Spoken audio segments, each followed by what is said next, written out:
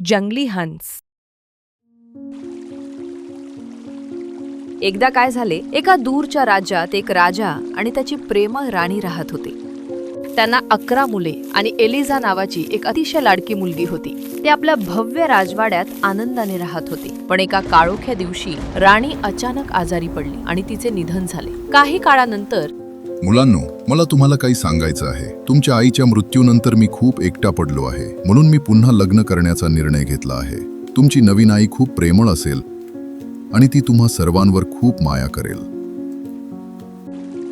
थोड्याच दिवसात राजाने एका सुंदर स्त्रीशी विवाह केला. पण राजाला हे माहीतच नव्हतं की ती प्रत्यक्षात एक दुष्ट जादूगरणी होती आणि तिच्या मनात त्या मुलांवर प्रेम करण्याचा कोणताही हेतू नव्हता. मुले आपल्या नवीन आईची आतुरतेने वाट पाहत होती. त्यांना वाटलं होतं की आई असणं खूप छान असेल, पण खरी परिस्थिती खूप वेगळी होती. नवीन राणी प्रत्यक्षात एक दुष्ट जादूगरणी होती. ती मुलांशी वाईट वागायची आणि त्यांना खूप त्रास द्यायची. तिला भेटून सर्व मुले खूप निराश झाली. पहिल्यांदा तिला भेटल्यावर त्या मुलांना तिचं खरं रूप लगेच कळून आलं. आपली आई आपला तिरस्कार करते, आता आपण काय करायचं? घाबरू नका माझ्या भावांनो, आपण सगळे एकमेकांसोबत आहोत. तोपर्यंत सगळं ठीकच होणार. पण नवीन राणीचे त्यांच्या बाबतीत काहीतरी वेगळे हेतू होते. ही मुलं खूपच खोड्या करतात.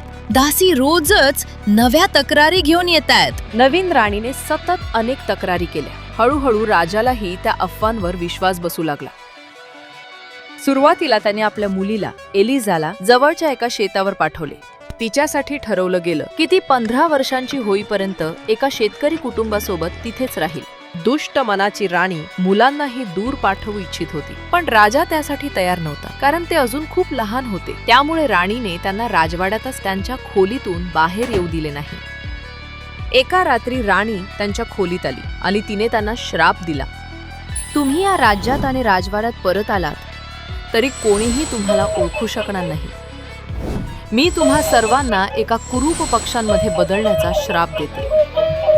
पण तो भयंकर श्राप त्या मुलांवर काहीच परिणाम करू शकला नाही, कारण ते खूपच चांगल्या स्वभावाचे आणि निरागस होते. त्याऐवजी ते 11 सुंदर हंस बनले. काही वर्ष गेल्यानंतर एलिझा आपल्या राहत्या ठिकाणी खूप अस्वस्थ झाली. तिला आपल्या भावांची खूप आठवण येत होती. तिला तिच्या वयाच्या 15व्या वर्षी राजवाड्यात परत जाऊन राजाला भेटण्याची परवानगी मिळाली. पण राणीला राजा आणि राजकन्या यांची भेट व्हावी असे अजिबात वाटत नव्हते. राणीला एलिझाचा हेवा वाटत होता, कारण एलिझा खूप सुंदर होती. म्हणून तिने एक डाव रचला. ती आता खूप मैत्रीपूर्ण असल्याचा देखावा करू लागली. स्वागत आहे बेटा, तुझे राजवाड्यात स्वागत आहे. चल माझ्या दालनात जाऊया. मी तुझ्यासाठी एक विशेष भेट आणली आहे. मला तुझ्या चेहऱ्यावर आणि केसांवर हे मलम लाव दे, म्हणजे वाईट नजरेपासून तुझं रक्षण होईल. राणीने एलिझाला कुरूप दाखवण्यासाठी तिच्या चेहऱ्यावर मलम लावले. जेव्हा राजाने एलिझाला बघितले तेव्हा तो खूप रागावला. ही कुरूप दिसणारी मुलगी माझी मुलगी असूच शकत नाही. सैनिकांनो, तिला ताबडतोब राजवाड्यातून बाहेर काढा. एलिझाला दुसरा कोणताही पर्याय नसल्यामुळे राजवाडा सोडावा लागला. आता तिने आपल्या भावांचा शोध घेण्यासाठी आपला प्रवास सुरू केला. दुःखी आणि जड मनाने एलिझा जंगलात निघून गेली. माझे भाऊ माझ्या सोबत असते तर त्यांच्याशिवाय मला खूप एकटं वाटतंय. जंगलातून चालत असताना एलिझाला एक तळ दिसलं. ती तिथेच थांबली आणि तळ्यातल्या पाण्याने आपला चेहरा नीट धुवून काढला. त्यामुळे जादूगरणीची जादू निकामी झाली आणि एलिझा पुन्हा सुंदर दिसू लागली. ती तिथे बसलेली असताना एक म्हातारी स्त्री तिच्या जवळ आली. गोड मुली, तू या जंगलात नेमकं काय करते आहेस? मी 11 राजकुमारांचा शोध घेत आहे. ते माझे भाऊ आहेत. तुम्ही त्यांना कुठे बघितलं आहे का? मी 11 राजकुमारांना कधी बघितलं नाही, पण मला 11 सुंदर हंस दिसले होते. त्यांच्या डोक्यावर मुकुट होते. तू लगेच गेलीस तर अजूनही नदीकाठी त्यांना बघू शकशील. एलिझाने त्या वृद्ध स्त्रीचे आभार मानले आणि लगेच नदीकडे धाव घेतली. काही तासांच्या प्रवासानंतर ती नदीकाठी पोहोचली. ती आपल्या भावांची वाट पाहत उभी असताना तिला 11 पांढरे हंस येताना दिसले.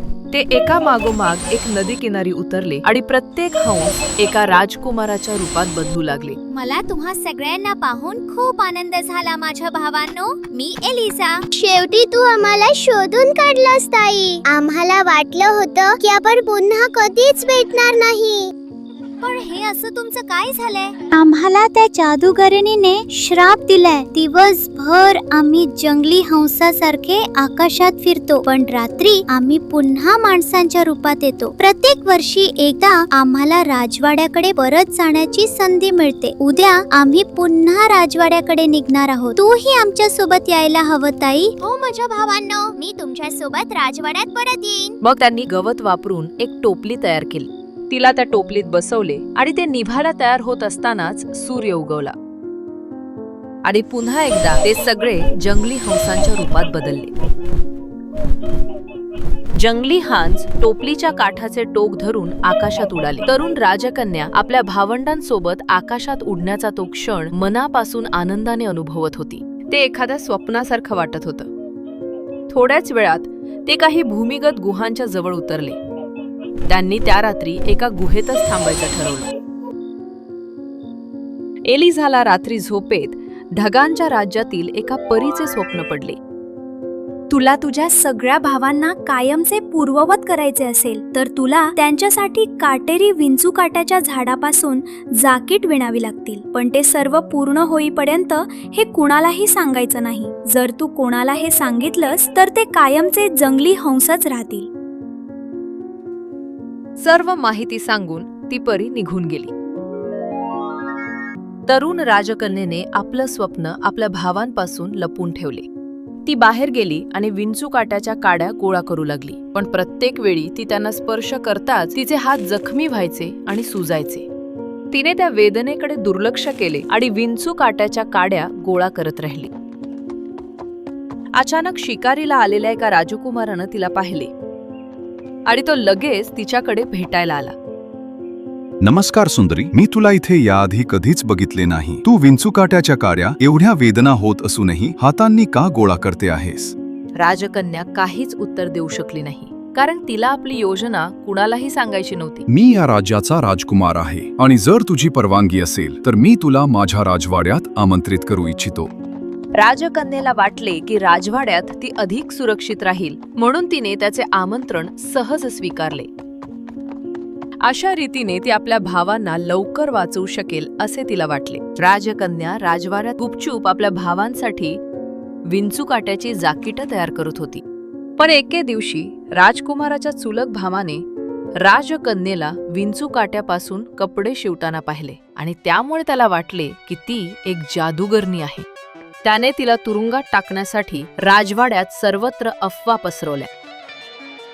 सुरुवातीला राजकुमाराला त्या अफवा खऱ्या वाटल्या नाहीत, पण वेळ जसा जसा पुढे गेला तशी तशी त्याच्या मनात शंका निर्माण होऊ लागली. एका रात्री राजकुमार तिच्या मागे गुपचूप राजवाड्यातून बाहेर पडला आणि जंगलात गेला. तिथे त्याने तिला विंचूकाट्याच्या काड्या गोळा करताना बघितले. अरे, म्हणजे त्या अफवा खऱ्याच होत्या तर? जर ती जादूगरणी नसती तर विंचूकाट्याच्या काड्या का गोळा करतेय? नक्कीच ती काहीतरी जादू करण्याच्या प्रयत्नात आहे. त्याने आपल्या सैनिकांना तिला ताबडतोब पकडून तुरुंगात टाकण्याचा आदेश दिला. तिच्या कोठडीचा दरवाजा उघडला. तो एक सैनिक होता आणि त्याच्याकडे तिची विणलेली सगळी विंचूकाट्याची जाकीटं होती. हा सगळा कचरा ठेव तुझ्याकडे. एलिझाला खूप वाईट वाटलं. शेवटचं जाकीट अजून अर्धवटच झालं होतं. तरुण राजकन्या तोपर्यंत जाकीट गुपचूप विणत राहिली, जोपर्यंत तिने 11वे जाकीट पूर्ण केलं नाही. दुसऱ्या दिवशी राजकन्येला तिच्या खटल्यासाठी शहराच्या मध्यवर्ती चौकात नेल्या गेले. या खटल्याच्या शेवटी तिला शिक्षा ठोठावली जाणार होती. पण न्यायाधीश आपला निर्णय जाहीर करणार इतक्यात आकाशातून 11 पांढरे जंगली हंस तिच्या शेजारी उतरले. सगळेजण त्या जंगली हंसांना पाहून थक्क झाले. तिने एक एक करून प्रत्येक जाकीट त्यांच्यावर फेकतात ते 11ही हंस सुंदर राजकुमारांमध्ये बदलले. मग सगळे राजकुमार पुन्हा आपल्या मूळ रूपात परत आले आणि त्यांनी न्यायाधीशांना तसेच जमलेल्या लोकांना सगळं काही सांगायला सुरुवात केली. त्यांनी त्यांच्या बहिणीची निर्दोषतेची खात्री सगळ्यांना पटवून दिली. आता राजकुमाराच्या मते राजकुमारी जादूगरणी नव्हती. त्याने तिची माफी मागितली. तिने राजकुमाराला माफ केले कारण तिचे भाऊ आता मुक्त झाले होते याचा तिला खूप आनंद होता. ते सगळे मिळून पुन्हा राजवाड्याकडे परत गेले. राजकुमाराने तरुण राजकन्येला लग्नाची मागणी घातली. माझ्या सुंदर राजकन्ये, तू माझ्याशी लग्न करशील का? नक्कीच माझ्या राजकुमारा, पण त्याआधी मला आणि माझ्या भावांना माझ्या वडिलांना भेटायला जायचं आहे. अशा प्रकारे 11 भाऊ आपल्या वडिलांच्या राजवाड्यात पोहोचले. जेव्हा त्यांच्या वडिलांनी त्यांना बघितले तेव्हा ते आश्चर्यचकित होऊन आनंदाने गलबलून गेले. त्या तरुणांनी आपल्या वडिलांना घडलेले सगळे काही सांगितले. लवकर जा आणि त्या राणीला पकडा, तिला इथं आणा. राणीला अगोदरच कळलं होतं की मुलांबद्दल सगळं सत्य समजल्यावर तिला अटक होणार. त्यामुळे ती गुपचूप कावळ्याच्या रूपात बदलली आणि उडून गेली. यानंतर ती पुन्हा कधीच राजवाड्यात परत आली नाही. आपल्या वडिलांना आणि भावांना निरोप देऊन तरुण राजकन्या पुन्हा राजकुमाराच्या राज्यात परत गेली.